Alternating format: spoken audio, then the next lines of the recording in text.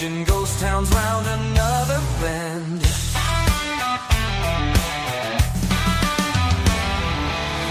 half empty, but I'm rolling, chasing dreams I'll never know. In this hard land, I've been searching for a place to call my own.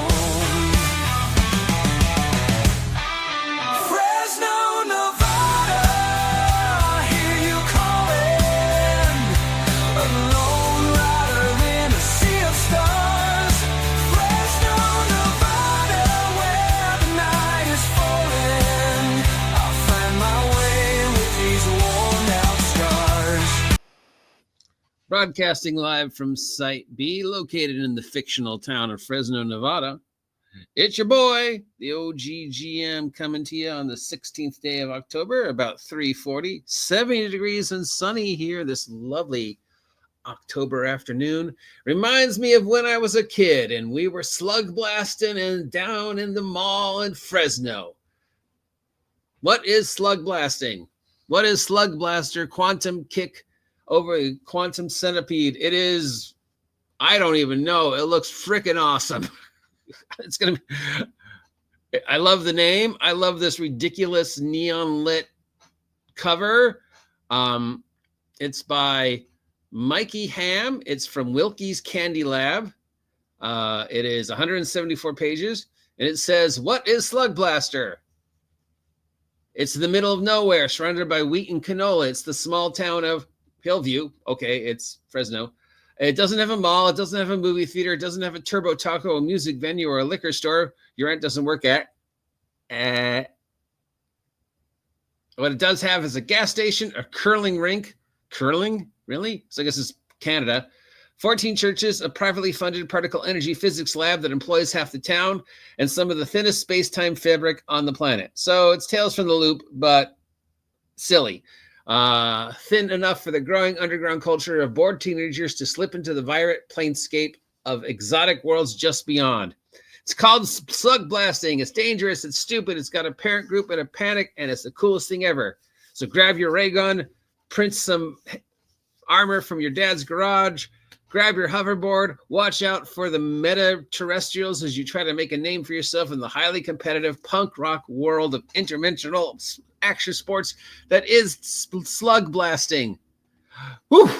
Wow, that is one hell of an introduction. So yeah, it's yet another in the Stranger Thing kids on bikes genre, but it's done tongue-in-cheek. Instead of being dark and depressing and you are the only ones that can fight against the ever-encroaching chaos of the unlords brought to this world by the insidious science of what's ever going on in the loop. No, it's Saturday morning action, neon-lit joy, just having sporting events in another dimension where you're skateboarding with a ray gun, and I guess there's the shooting of slugs involved.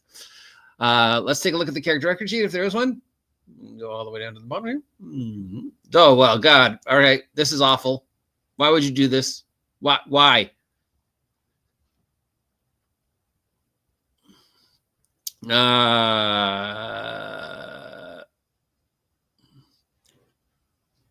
I love that. Okay. No character record sheet. Ooh, like that. Like the art. Don't like the blue on, yeah, this. Why do people hate printers so much? All right, no character record sheet. What system is this? I have a feeling it's Blades in the Dark or Powered by the Apocalypse. Yep, it's Blades in the Dark. Okay, so it's what we're getting used to. Blades in the Dark with the weird fusion. Blades in the Dark, Powered by the Apocalypse system. I saw somebody recently say something great about Blades in the Dark. They were like, this is the game I've always been looking for. And I don't know, maybe it is better than we give it credit for. I mean, there must be something good about Blades in the Dark that so many people copy it and that they feel it can do what normal D6 or D20 systems can't do. So, yeah.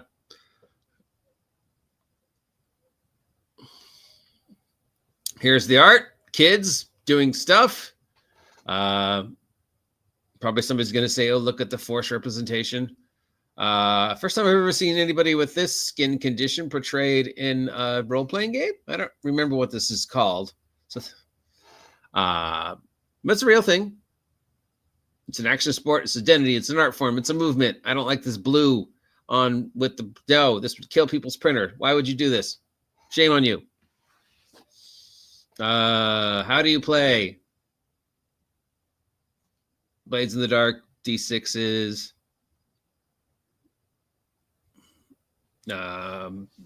Episodes are 2 to 4 hours long, 5 to 10 episodes in a full season. So you're running it like a TV show, sort of, or like a sporting, series, reality show. Be ambitious, but be gutsy. I'm not seeing any safety tools yet. That's new. That's good. I like this. I like the art. I love the art. I might have to steal some of this. D6s. Yeah, it's Blades in the Dark. It's powered by the apocalypse. There's probably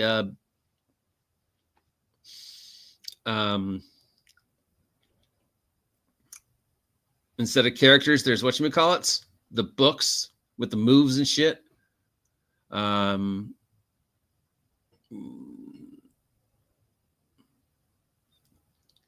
lot of stuff about trouble and building. Look at this. This is all like background stuff. Challenges, runs, how to run the game, how to build a character bias. How about that? Love this. Love the look. Here's a demo game. Good. Teach players through examples. It should be a running thing through the entire game. Anytime there's a question, you should have the NPC that's in the book answer the question. How to make a character. You just have that running thing. That's what I did with. Oh yeah, love this. Panic energy drink. Drink what scares you. So quench your thirst and drown out the doubt. Don't think, panic. Causes extreme anxiety. Being a teenager is hard. Yeah, we know. Blah, blah, blah. We've done this. Yeah, we know. It's teenagers versus the unknown.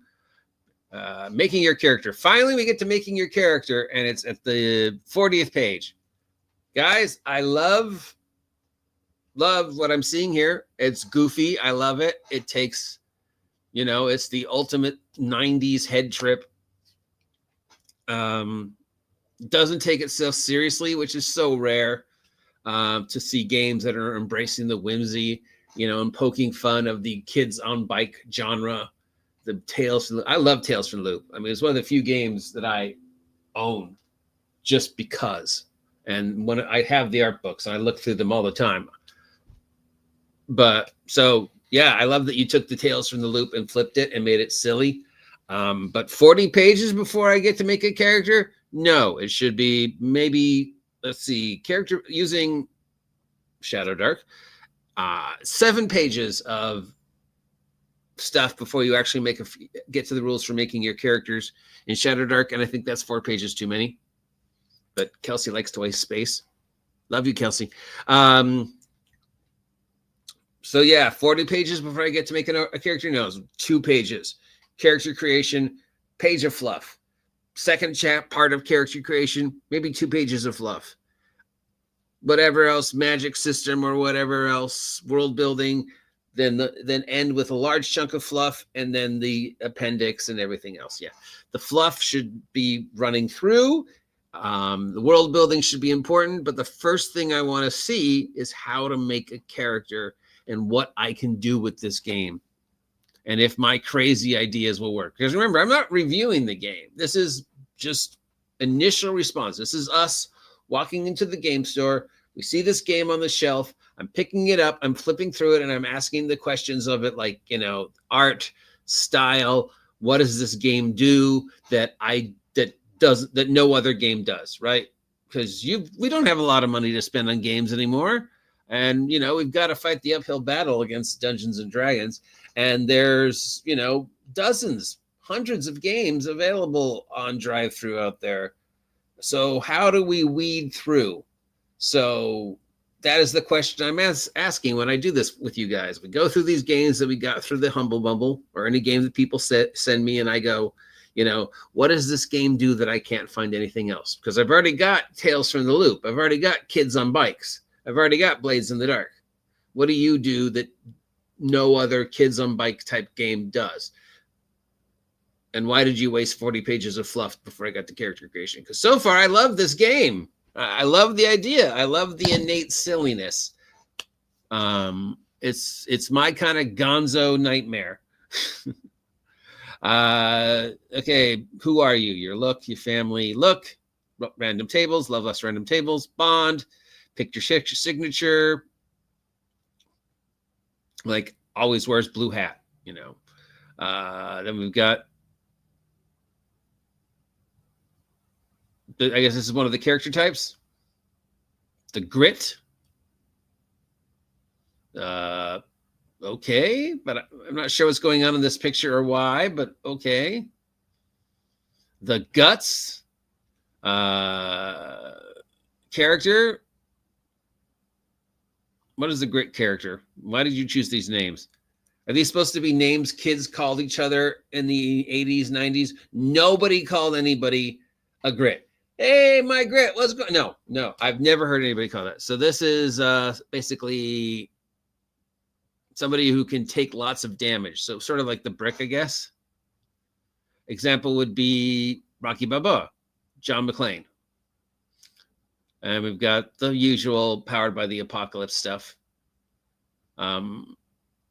Each character comes with a package of stuff, and then you try and individualize within the package.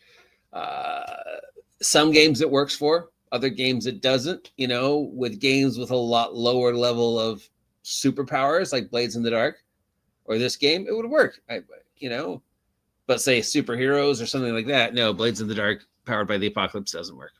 All right, then we've got the guts. Example is Han Solo or Tony Stark. So risk takers, I guess. And here we have our example guts and what they can do. We've got the smarts, ask lots of questions, give lots of answers, mess around with technology. Examples are Princess Bubblegum, Donatello.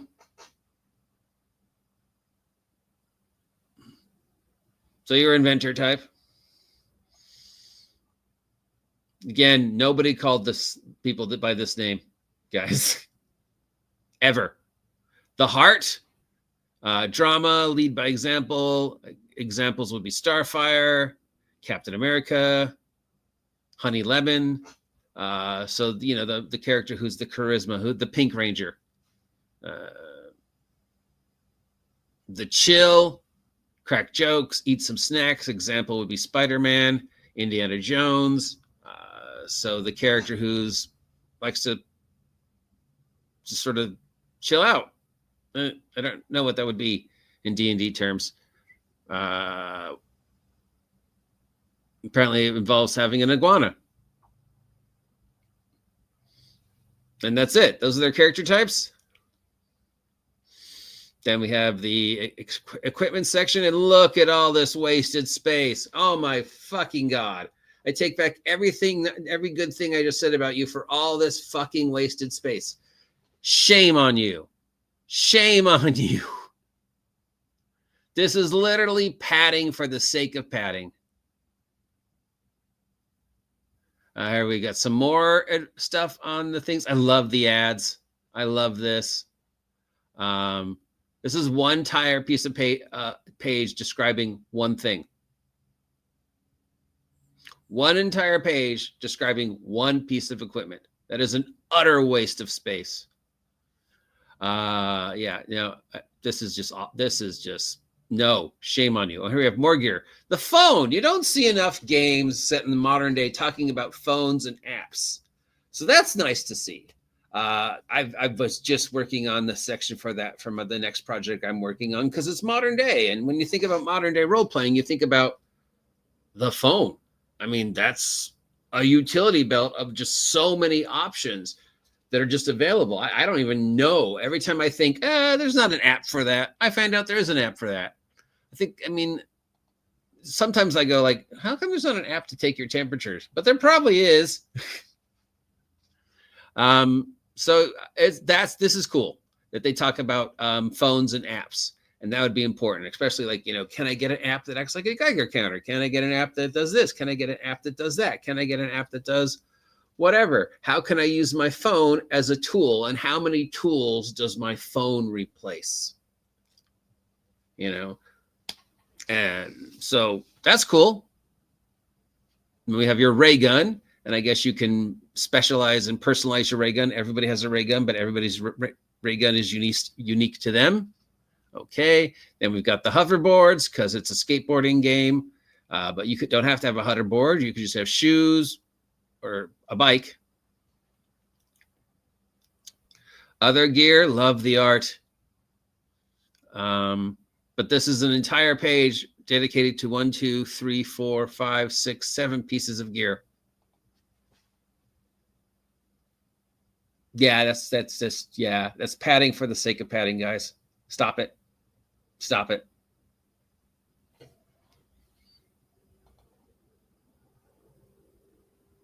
But I do like the art. I like that it doesn't take itself seriously. I like the ads. But I hate this is just, no, why? Then we have things like make your own origin, slaggin, stickers, pins, packages, etc. Inspiration for building the care. I don't know why. Why do we have to have a table for randomly generating stickers? I love stickers. You want to bribe me? Stickers. Make your crew.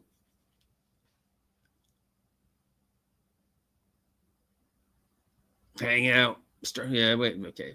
The base building rules. This is in all the Powered by the Apocalypse games. Base building and the bonuses for having a base are very important. It's integral to the mechanics of the Powered by the Apocalypse Blades in the Dark thought pattern.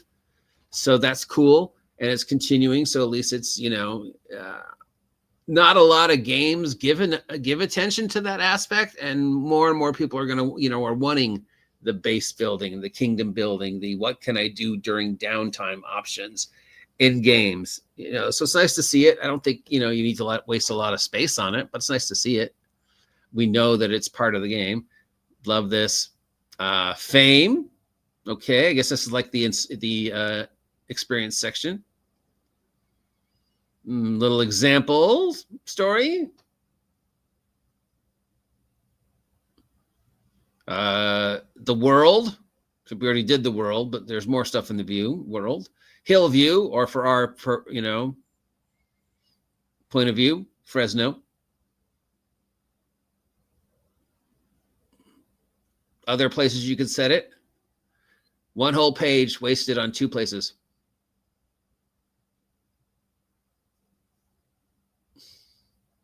One whole page wasted on 2 places.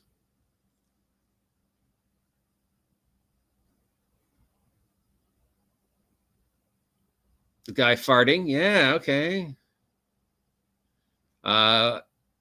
Notes on the multiverse, explaining the weirdness of these weird worlds and how it is that these skateboarders found it and why they're going into it, I guess,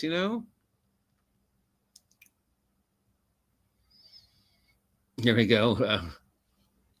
1 in 3 kids are exposed to doorways. Talk to your kid about slug blasting today. Okay, this is brilliant. I love this. Every time I find something about this game I absolutely despise, you do this and you make me love it again. Like, I love this game. I love that. I love the tongue-in-cheek. Some examples, some weird Adventure Time art. People are going to say, it's too pastel. And I'm going to be like, you watched Adventure Time, didn't you? I mean, it's the same thing. It's Steven Universe. It's Adventure Time. It's acid punk. It's this weird drug-induced frenzy fever dream. More world building. More examples of worlds. More art. Mecca! I mean, I like that I can know everything I need to know about the world on one page. That's cool. More art, more. I mean, yeah, this is heavy metal, acid punk, Adventure Time art. I think it's perfect art for this story. I like that you included all these different worlds and plus tables on how to make your own. But this this art style, this black, no, this no, stop it. Let me just roll up. Let me get my squirt gun and squirt you in the face for doing this. No extra points for doing the Mork Borg art style. Stop it. It's hard on the eyes. It's hard on the printer. It doesn't do anything for the game. We've gone 40 some odd years with black on white. Normal print. More worlds. A lot of worlds. Okay, yes, we get it. A lot of worlds. The land of forgotten arcade cabs? Sure, why not? Where's the land of missing socks? Some of the monsters. Finally, we get to the monsters. Psionic crocodile. The quantum centipede. Giant slugs. The biology of a giant slug. Oh, okay. I didn't need to know that, but okay. Oh, I see. It's like something you'd see in a school book. Oh, I love that. Okay, I get it. Giant robots.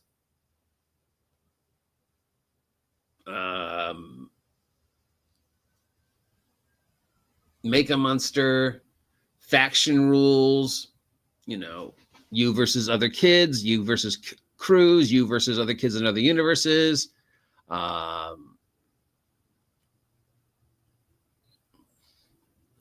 I do like the explain the entire everything you need to know on one page. I don't know if that's, you know, but if it's, yeah. So I'm 50-50 on this because like, I don't want you to waste space with just where you could use the entire, you know, a space that you could use to fill with like 10, 20 things and you fill with 4 things. That's just padding. But everything I need to know about place or monster or faction on one page, I like that. Learn more about slug basting. If you choose to do it safely. The authorities, secret societies, doorways, a comic book, sponsors. Okay, now we're just getting into a little I do love the art. More on the world. Just a lot of world building. I guess for this, you'd have to have a lot of world building. And then what to do, how to run the game. This is space wasting. Oh, we have bennies in this game, apparently. Tone. Make it gonzo. Keep it grounded. Discourage murder. Don't let them die. If they're not going to die, where's the threat? Why would I play? So we do have sort of do the questionnaire. Yes, safety tools. Fuck it. Why would you add safety tools? You were doing so well. Decisions, how to, you know, say yes, how to say no, how to make them roll. What are the difficulty? Different types of disasters and combat and stuff like that. How to explore scenes. Is this necessary? Probably not. It's 10 pages wasted that could have just been done in 2. So it almost feels like there's 2 separate people writing this. Make a party. Here's another demo adventure, even though we already had a demo adventure. Change the game, i.e., hey, it's your rules. Change what you want. Alternate rules, other settings, other stories. Again, the art, how to run a solo game. Randomly generating solo, apply for a job working for the company. How to make a loner character so you can play the solo character. Then the index.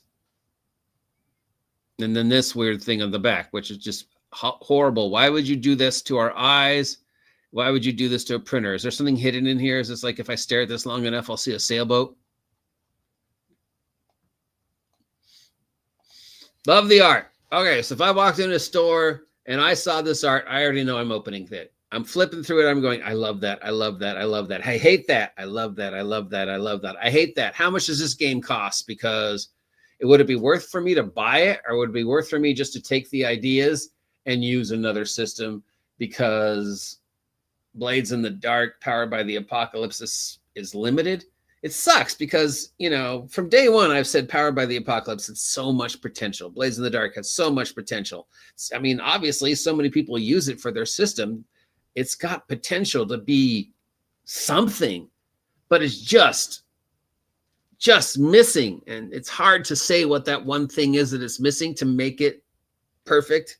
It could have been the next GURPS. It could have been the next Glass Ceiling Breaker, but it falls short. I don't know what it is about it, you know, but it falls short. That said, I think this is possibly a perfect system for Blades powered by the Apocalypse, because it doesn't have the weird, grungy, sex, dark, grim tone original most of the other powered by the Apocalypse games have. This is not, you know, about you know, the Monsters of the Week stuff. All the other powered by the Apocalypse games tend to be very dark, very grim, very childhood trauma. This is like, this is fun. This is bright colors. This is over the top action. This is kids going to other dimensions on skateboards just cause. Maybe there's, you know, it's a futuristic 1990s West March built around a small town and interdimensional travel. What's not to love? That said, it falls into a lot of the traps so many of these other games fall into that make me not want to spend money on it. It's almost like the game's bipolar. Half of it's like this totally fucking works. This is brilliant. I love the art. I love the tongue-in-cheek. I love the commercials. I love the look. But then the other half of you is like, no, I got to do all this self-destructive, space-wasting stuff that people expect from mini games like mine because that's the style now. So there's things to take away from this game. I'm obviously curious enough that I'd want to at least go through it. I don't know if I'd run it as is or if I'd take all the ideas and use a different system. But again, this feels to me like the perfect game for Powered by the Apocalypse / Blades in the Dark. And that storytelling style that game has. It could be reformatted better, but yeah, I'm curious. I would run this if I thought there were people who wanted to play it. It has the same level of goofyism that I use for my games anyways. I'm sure I could find, I know Aaron Cornelius would play this game with me. So yeah. Okay, this one is a surprise. I'm still disappointed in a lot of the design choices. But, you know, if this was like $8, $10, I'd buy it. I'm curious. I'd want to play it. I definitely want to read through it again. I want to see what ideas I'm going to steal from this. So, yeah, well done, Slugblasters. This was a pleasant surprise. Still, yeah, there's choices that you made that I absolutely hate. But on the whole, I like what I'm seeing. All right, that's it for this one. We've only got like 10 left. I think 11 left. Then I'll be done with the 57 games. There were a couple I didn't download at all because they just look stupid. But yeah, more successes and failures. I'll keep doing this. You know, when I run out of games, I'll just cycle back through and start with the games I have again. But obviously people seem to enjoy this, so sure, why not? Anyways, that's it for Slug Blasters. Have a great day. Talk to you tomorrow. See ya. Neon signs, they guide my journey. Broken streets and tired bars. Every stranger tells a story. Every corner hides a scar. Desert winds, they